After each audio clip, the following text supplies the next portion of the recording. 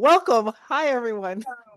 Hello, just me bantering in the background, And it's funny because the topic we're going to talk about today is about meetings and how they're a waste of time. And so that's what we were talking about right before we got on, and that you probably caught at the beginning here. But before we get Yes. into that, how are you, Val?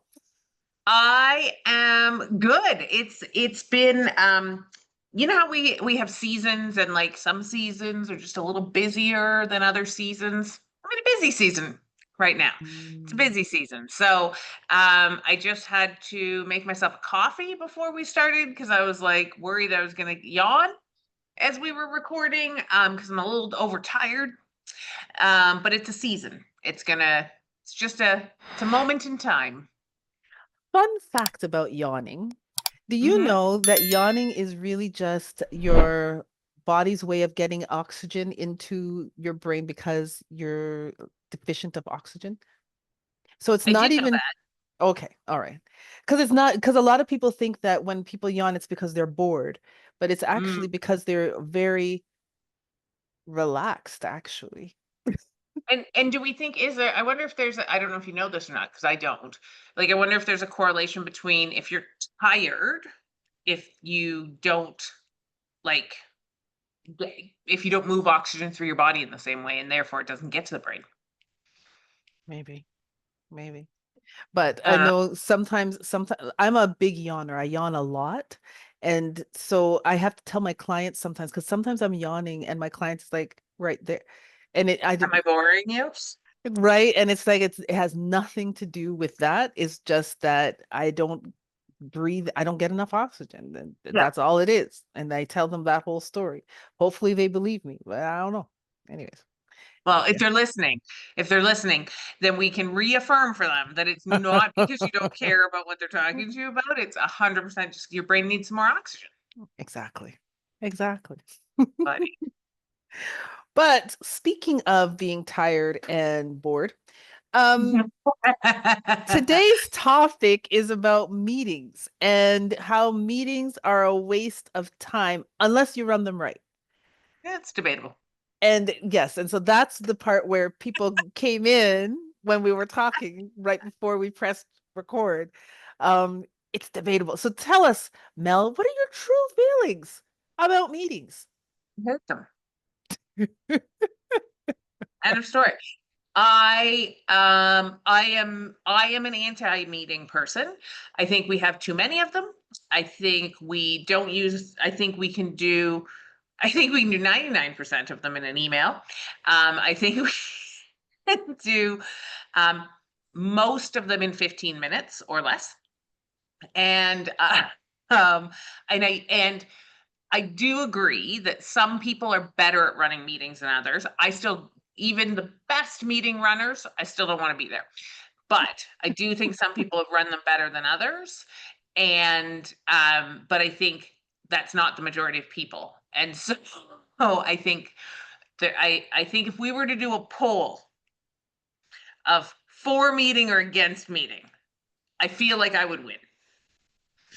Well, here's the thing, right? It depends on the purpose of the meeting because yes, meetings are, to get goals and update people and all of those kinds of things, but meetings are also a way to bring people together so that you can Mhm. work as a team, right? Yes. I This is gonna be an entertaining recording.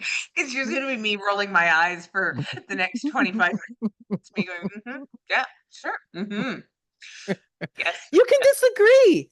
That's the No, beauty of this podcast. We I want to know, hear and the it's disagreement. all about the disagreeing. No, I think here's my thing. I agree. I do actually agree with that part. I think it is a way to connect. I again prefer to connect in person. And I think I dislike meetings less if they're in person than if they're virtual. Okay. Um, like you and I can go out and meet for 2, 3 hours and it flies by. One, Mhm. because I enjoy what we're meeting about, and I do feel it's productive. And I think for me, that's where the challenge comes in, right? Is it productive? Are we actually using the time effectively? Are we, Mhm. because 99% of the time I'm sitting there going, this is great, but I'd rather be doing the work. Mm, Like that's where my brain is at through most of it is cool, cool. Okay, let's go. Cause I'd rather be doing the stuff than yeah, talking about the stuff. about the stuff. Yeah. Yeah. Yeah. Yeah, yeah, yeah, yeah. And and we need those people. Right? We need We both need people. we need both people, right? We need the people that are the doers, the doers, and we need the people that are going to talk about it and innovate and all of those kinds of things as well, right? We need, because if we had a group of innovators and just, oh, we could do this, we could do that, and right, nothing would ever get done, Yeah, right? But then the other side of it, right? You can't just go, go, go, go, go, go, go, go. Everybody. 100%. I think I was less against a meeting pre-COVID. Mm, I think we have decided post-COVID for some reason that everything needs to be a meeting. Um, and I often at the end of the day will look at my calendar and go, I just did 8 hours of meetings. When do I do the work? Like yeah. I just talked about the work for 8 hours, but when do I do it? Right. Oh, that's so Um, true. and I think there's a lot of people, like we're lucky enough now that we control our own destiny. And if I do that to myself, it's usually at my own, it's my usually my own fault. But that said, like I miss the days when I could have a phone call. Mm, Like, why can't I phone people anymore? Because I used to use like driving time to be hmm productive, or hmm like I could phone somebody when I was out for a walk, or I like I could Isn't that multitask. funny? Isn't that funny how, like, we're going off topic for a second, but that's okay. So it's interesting, like back in the day when I was a kid growing up, people could knock on your door, ring your doorbell, give you a phone call, and you didn't have to pre-plan that. Like Hmm, now, if someone calls me and expects to be able to talk to me, I'm like, Is this isn't in my calendar. no. Like, no, you have to book time with me." And it's like, when did we get to be like that? Yeah. And I think like if I like I can go through a list as to the struggles I have with meetings, right? Like I think people come unprepared, which Mm, means we waste a bunch of time. For some reason, some people in this world really feel like if the meeting's booked for an hour, we must use the full 60 minutes. Why? Why? Like if we're done what we need to talk about in 15 minutes, just get off the phone. Like like we don't need to keep talking about it. I'm very passionate about this. yes, I can see. Like Like, we don't need to use the whole hour. We need to like, there needs to be an agenda. Like, what are we talking about in this Mhm, meeting? There needs mhm. to be outcomes that we're trying to accomplish in the meeting. People need to come prepared because half the time people don't come prepared, and then it doesn't get us anywhere. And then we end up having to email about the things we were supposed to talk about in the meeting. And so it's like those are the things for me that drive me crazy. Is I just think they become inefficient. I honestly do think that Zoom has created a world where people just aren't paying attention Mm. half the time.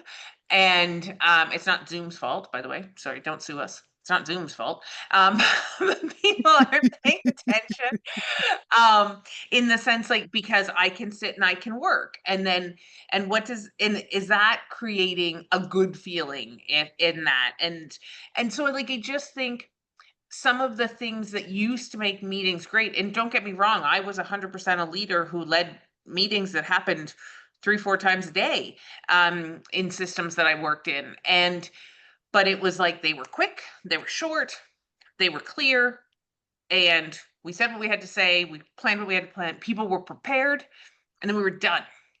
Mm. And I It's- think mhm. post pandemic we're stretching stuff out and we don't Yeah. need to. Yeah. I'm on both sides of this because I remember when I was working at an institution, and when I started, I was in meetings all day every day. And I remember going to my leader and saying, when do I actually have time to do any of the work? Like I'm always Mm, pulled into a meeting and I don't even have time to process what we talked about at the meeting.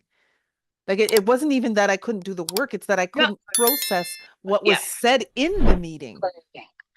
Yeah. Well, and it's interesting, right? And this is totally not, I think this goes to some of this is when we were doing things in real life versus computer life. But when Hmm. we were doing things in real life, there was those natural starts and stops and pauses that would happen because you couldn't do things to back to back to back to back to back to back. Hmm. And we've lost that. Yeah. And so there were natural times to process. If I was doing a sales meeting, I would be in one location and then I would drive to another location. So that drive time meant I could reset, I could refresh. I Mhm. had me time for 10 minutes, Right, right? right, right. It's some of those things for me is that and there's this expectation now, like I even think about when I was still working outside of like what we do now when I was working for a company, people would see like, oh well, you've got 30 minutes open in your calendar, book. And I'm like, no, it's the only 30 minutes in my day. Hmm. Yeah. Like, so I think that for me, some of it is not even about the actual meeting as it is about the culture of meetings that we've now created, where we've shifted our expectations around frequency, in person versus phone, like some of those Mhm. things where I used to be able to do it differently. Mm. Even phone calls, right? Because I could do other things while being on a phone call. I can't do other things while being on a Zoom call with my Mhm. camera on. Mhm. You could turn your camera off. I absolutely hate that. Just talking to a whole bunch of black Well, yeah, I'm boxes. not, and I hate it too, and I think Mhm. it's rude and disrespectful. That's a whole other episode. Okay. So we can agree that, meetings have kind of gone crazy. Uh, Yes. we've gone way over with regards to meetings. How do we meet in the middle? Because I'm a person, I love meetings because I like the connection. Like I Mhm. like hearing people's ideas and I like being able to work things and problem solve together. Um, I don't like email. I don't like email because there's a tone, depending on how I'm Yeah, feeling and how I'm doing, might influence how I read that email, right? yeah. Or the opposite where I send off an email and I'm doing it quickly, so I'm not putting in all of the LOLs or the smiley face or anything like that. I'm just sending something off and then are you upset? I'm like, no. Like what are you talking about? Right? So how do we make sure that we're able to have the meetings so that we can have the connection, but and also making the meetings productive?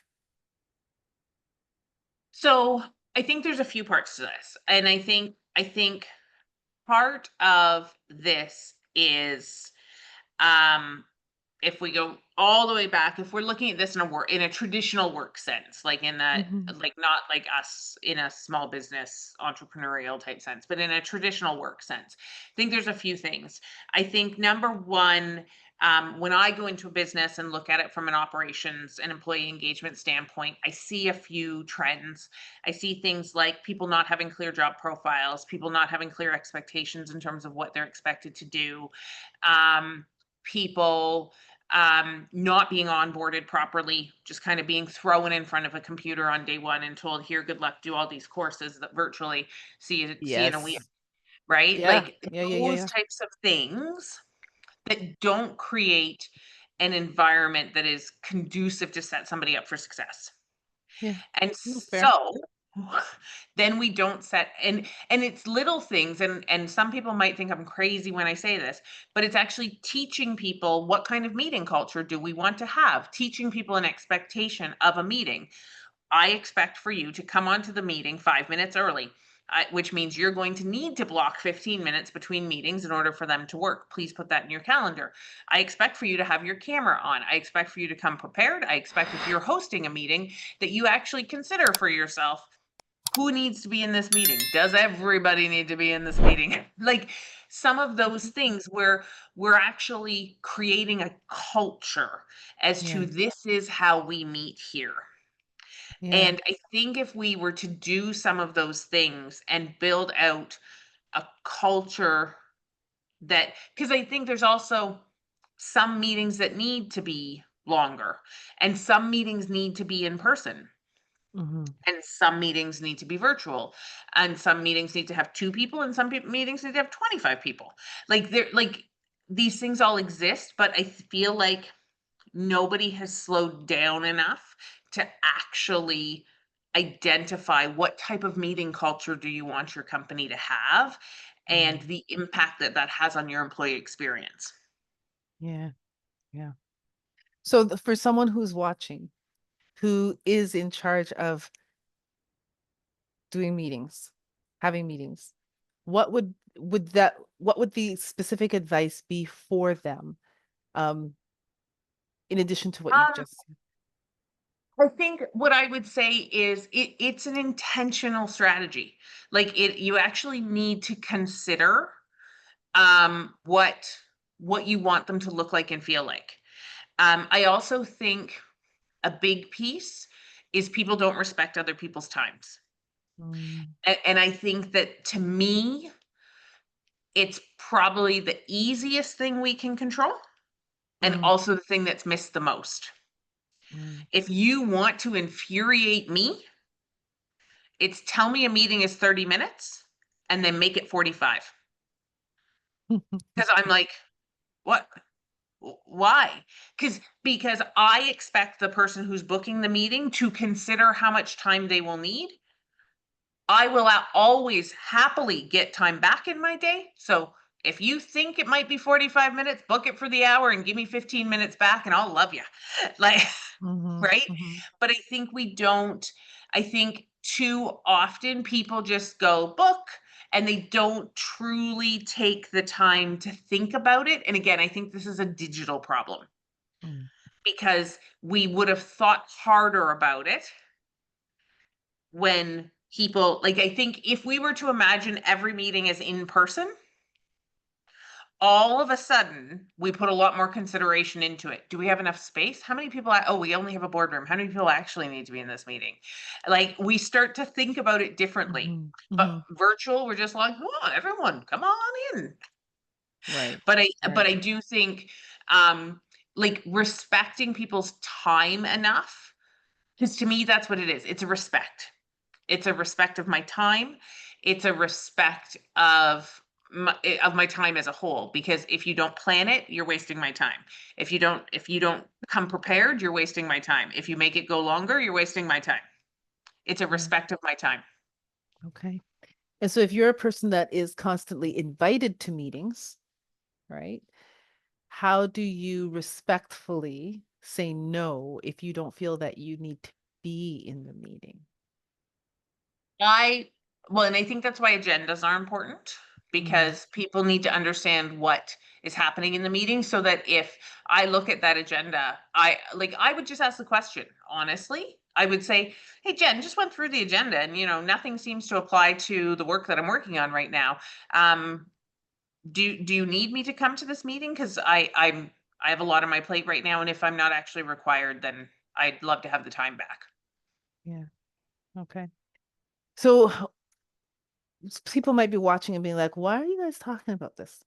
And one of the reasons that we've chosen the topics that we're talking about is because our business is all about emotional intelligence. And emotional intelligence is required in every facet of our lives for all areas of success. And for those of us who are in traditional leadership type roles, meetings, for example, are a big part Mhm. of that role, right? And so we've got to be emotionally intelligent about meetings. Yeah. So, Jen, I guess my question for you, meeting lover. It has nothing to do with that, but that's what we're gonna deem you for this session for this episode.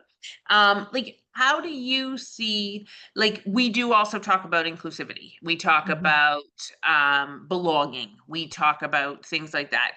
So, what do you see as some strategies, thinking from an emotional intelligence lens and from an inclusivity lens, like that people should be considering when they're building out their meet so they're all going to listen to the wonderful things I just said about building a meeting strategy. Mhm. So when Mhm. they do that, what what are the things they should be considering from like an EDI inclusion belonging perspective? Well, you know what? I think respect is a big thing, like what you were Mhm. talking about. And one of those things is to send out some, not only the agenda, but the minutes from the last meeting, summaries. What are you going to talk about? Send all of that out to everyone so everyone can be prepared coming in, right? Yep. Part of the issue that I find is that sometimes you get these documents that are like 30, 40 pages long. And and sometimes and like I'll get these and I'm like, why am I reading all of this? What part pertains to me and what you're needing Mm, from me? Right? And so it's not even a DEI thing, it's a respect thing in general, yep. right? So that everybody can come prepared, not just the executive team, but everyone in the meeting Yep. can be prepared for what is going to be discussed. So, to your point of making sure that you're planning it appropriately, Hmm. in that planning, you don't want to send something out to everybody the night before because I guarantee you, I'm not reading that 40-page document the night before. Yeah. The 40-page document that you're sending out, does it need to be 40 pages? Or can you have a summary that you send to everyone? Because again, we are all busy Hmm. and it's hard to set aside time to read those 40, 50. In one case, there was a 70-page document sent a week before the meeting.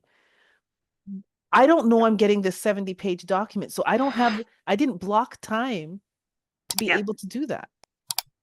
Right. And so that's disrespect of my time. Hopefully I Yeah. answered that question. Yeah, so I think like it's interesting. One of the things that is a regular practice in both Kenya and Tanzania in a meeting is everybody speaks.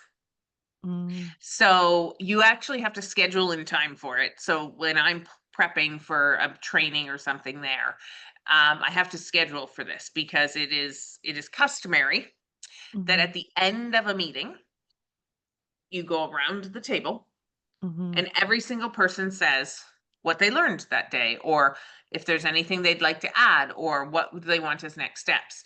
And a lot of the time it's repetitive mm. because the reality is there probably isn't 25 new ideas to share in that moment. But it's customary to give everybody space to speak.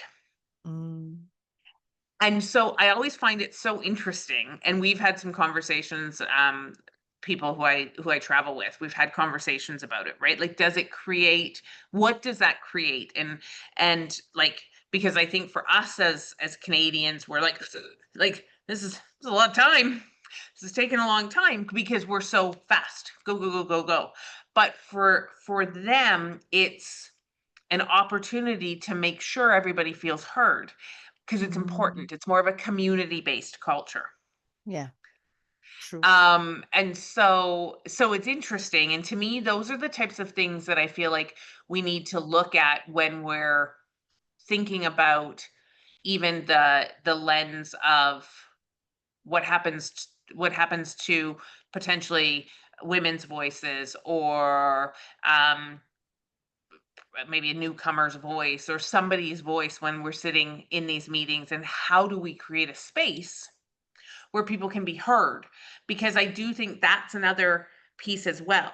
If it's just a leader talking at you Mhm, for an hour, mhm, then that's not what we're trying to do either, if we're mhm, trying to create great spaces. So then it's like as you're thinking through the sort of this meeting culture that you want to create, those are some other things that keep in mind, be we mindful need to of. think about too. Yeah. Yeah.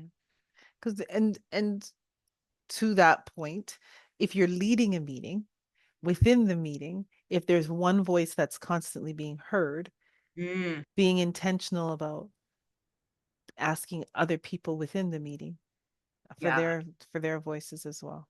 Yeah. yeah, There's definitely. a lot of things to consider. We don't just hold a meeting to hold a meeting. There's things to plan and to think about. Yes. A lot of things to plan and to think about. The most important one being, does this meeting need to happen? And you know, here's the thing too. If the meeting is to connect and be social, then put that out there from the get-go so people know what to Hmm. expect, right?